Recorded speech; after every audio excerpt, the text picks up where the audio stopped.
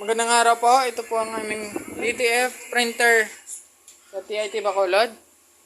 Yan. Ito po ang printer head area. Ito naman po yung capping.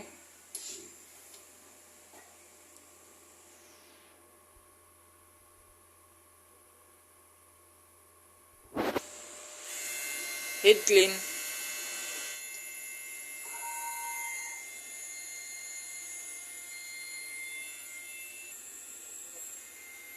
Pagkatapos po natin mag-head clean, punasan naman po natin yung wiper.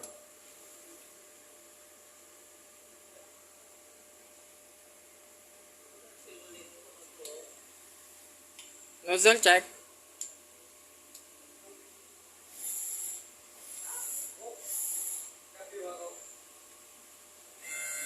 Yan naman po ang output ng aking nozzle check.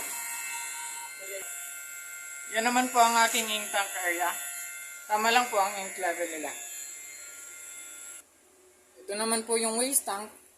Nalinis po ito ngayong araw. Ito naman po yung AVR. Yan naman po yung ground wire. Yan naman po ang aking mga consumables.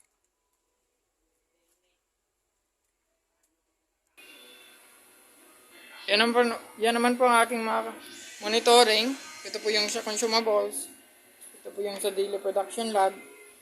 Ito naman po ang printer daily checklist. Updated na po lahat ito sa system. Yun lang po. Maraming salamat.